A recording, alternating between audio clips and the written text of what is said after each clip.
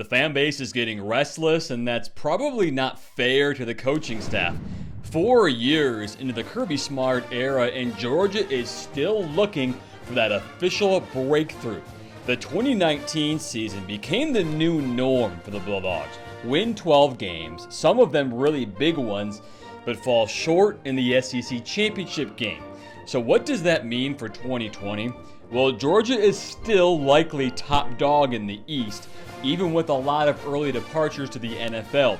Wake Forest quarterback Jamie Newman's a grad transfer, eligible right away, and the defense is supposed to be stacked with 80% of their production from last year returning. Now here's why this season could be up in the air. Week 3 at Alabama is the benchmark, and then in October, they have Auburn and Florida, 2 games that could determine another trip to Atlanta for the title game. The fans are restless, and if 2020 does not end in a league championship this time, you gotta wonder how much more patient they'll be. And just like every other team, we're bringing in one of our sports guys from a sister station. This time it's Rex Castillo from WRBL in Columbus, Georgia. Hey, Rex, this Georgia team, is it a fan base that is expecting more out of Kirby Smart, even though they're averaging 12 wins a year? It's really tough because Kirby has become kind of his own worst enemy when it comes to all of this. He definitely has the high expectations. When you come off 3 11-win seasons, it's really tough to accept anything less at this point. Now that I think this season will be the biggest test because it's going to be the first season I think Coach Smart won't have a Jake Fromm on his roster. With that said, what about this new guy, Newman, from Wake Forest? He's had such a great laundry list, Smart has, of bringing in top-notch quarterbacks, but have we really seen the fruits of the labor with it? Any idea what fans and the coaches expect out of Jamie Newman? I think Jamie Newman shows a lot of promise. It's just really tough to shine or really evaluate quarterbacks in the ACC that aren't named Trevor Lawrence. Just because it's such a Clemson-dominated conference, it's really hard to see anyone else on TV unless you have, like, the ACC network. From what we're seeing from Newman, he has a lot of potential to be that kind of more mobile quarterback, make some really good decisions. And I think it's just the fact that he will have better weapons around him in Athens is going to be a big step up.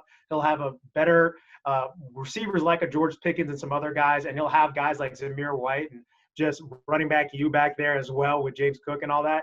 The other part is, though, he's going to have to compete with a guy like JT Daniels coming in from USC. So now that quarterback room, the competition will be there. So it's going to really be interesting to see what's going to come out of that Georgia quarterback room to see who's going to start. The moniker on Georgia, even if you go back to year 2 under Smart when they went to the national title and should have beaten Alabama, if we're going to be honest, the moniker has always been they win a big game or 2 or 3 every year, but then the games that matter most, they fall flat. Is that something that we could potentially be looking at again this year, or what has it been with this team falling flat just once? They can win 3 great games and they fall flat once, and it's all that matters.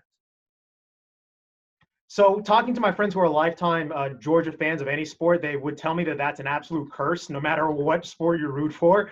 I think it's just the fact that I don't know if Coach Smart has the talent around him and he's a smart enough guy to do it. It's just kind of getting out of your own way. Now, with situations like against Tua Tagovailoa and that incredible game in Atlanta, you make mistakes here and there, and maybe you're not even in that situation because the defense was talented enough, the backfield was there. And I think, again, you're right, when it comes to the SEC championship, now you prepare for Tua, you shut him down, and then Jalen Hurts comes back and you forget how good he is. It's just get out of your own way. And I wish that there was a better way to say it, but you had Jake Fromm, who was a good decision maker, but didn't really have to flash the big arm when maybe they should have. Gosh, I really just hope now that you have established your culture, you have locker rooms and generations of guys who've gone there who know what to expect. It's just now understanding how these new coaches, because Kirby Smart's kind of running to the a little bit of the Nick Saban problem. Not only do you have to replace players, you have to replace coaches. So we're going to see how that with Coach Monken and Coach Luke there. Again, guys who've had incredible experience, having an SEC head coach as your line coach could help transition to more clutch situations as well. But yeah, also talking about Georgia teams collapsing in big situations, it's a very sore topic for anyone who's rooted for any Georgia team in any sport. Well, I'm sure it does not help when they see what Florida is doing and how close Dan Mullen has made that rivalry, because Georgia's been the team in the East, even back to Mark Richt's days. It was them. Someone's got to beat them, and sometimes it happened. A lot of times it didn't. Is there a feeling around the program that Florida has already gained a lot of ground on them, and this is going to be very competitive even as early as this year? I would not be surprised at that at all, because Dan Mullen has proven that he can recruit and then he can make teams great very, very quickly. If there are some Georgia fans who are just still laughing at what Florida has become, stop laughing now. Just believe me, Dan Mullen can make that team very competitive very, very quickly.